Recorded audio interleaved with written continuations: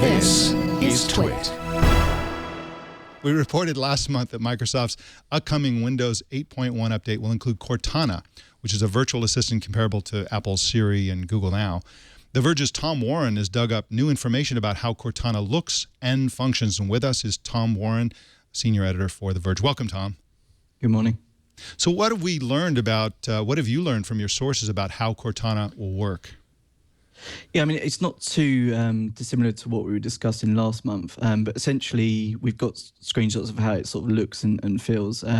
It's basically a circle that will pop up on the screen and will animate and sort of move around according to however you're sort of interacting with it. So if you're asking it for the weather and that sort of stuff, if it's thinking, it will start spinning around. So in the screenshot that you're showing at the moment with the screenshot on the left, that's pretty much that symbol starts spinning around when it's like thinking or doing stuff, according to what you're sort of asking it. But it's very similar in a sense to Apple's Siri. So you will interact with it, you'll ask it things, and then it'll bring up the information accordingly.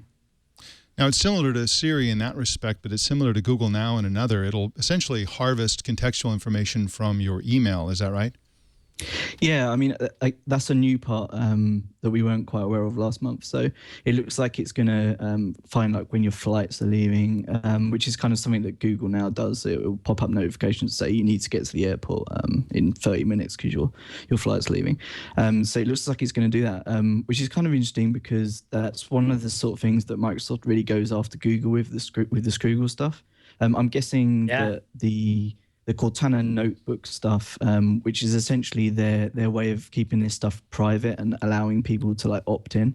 I'm guessing that's how they're going to sort of get around that and position it as a way that it's not going to be doing this automatically by default.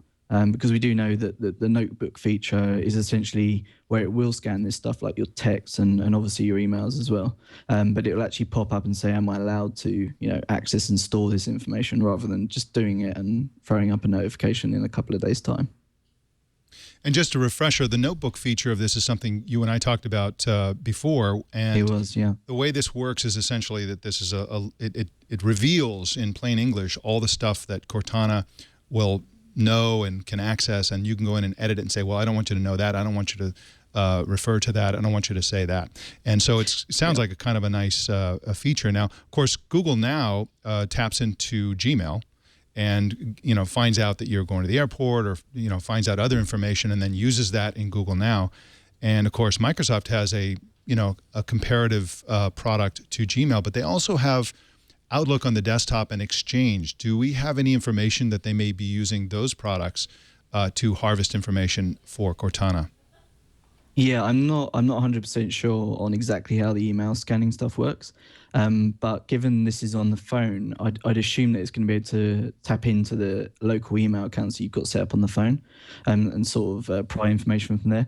Whereas Google Now is kind of more a server-side thing. I guess Microsoft will probably do a bit of a combination of both, so that it'll probably be more powerful on its Outlook.com service.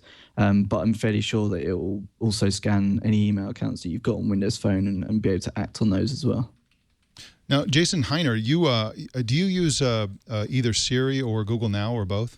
Both, yeah. Google Now I find super useful, especially when tied with Android alerts. Siri, not quite as useful. Don't use it as much. Mm-hmm.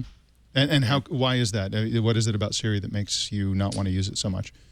Yeah, well, the voice recognition isn't quite as accurate. And more, it's Google Now, it really is the data mining stuff that is the most useful, and obviously it's the most controversial.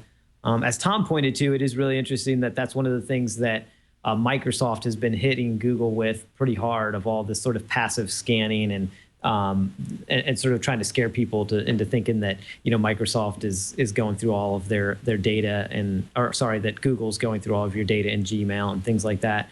But Microsoft would be silly not to do this. I think Google Now has shown that people they are uncomfortable for a few minutes until they realize the usefulness, till they either turn it off or they realize, like, this is useful enough that I want to keep getting it, and it's worth me giving up a little bit because I'm getting a lot in return, either from whether it's automatic driving directions because you take your kid to drop them off at practice every Wednesday night, and so it knows and it tells you where what the best route is to take or how long it's going to take in current traffic, and sends you alerts that you better leave in 5 minutes. Those kinds of things are just super useful, and Microsoft has the same kind of data as Google, especially if it were to tap into, as you were getting to, Mike, the Exchange and Outlook. If it were to tap into some of those things, it could do things just as powerful as what Microsoft could do things just as powerful as what Google does with Google Now. Yeah. So Tom, the name is Cortana. That's the name we refer to it as, and of course that's named after a Halo game character. Everybody likes that name for that reason. But is this a code name, or is this actually going to be the branded name? It's a code name for now, and as you can see in one of the screenshots, it's how they're referring to it in the settings. I'm not fully sure if they're going to pick that name. There's like lots of hoops they have to sort of jump through to be able to actually use that name, I think.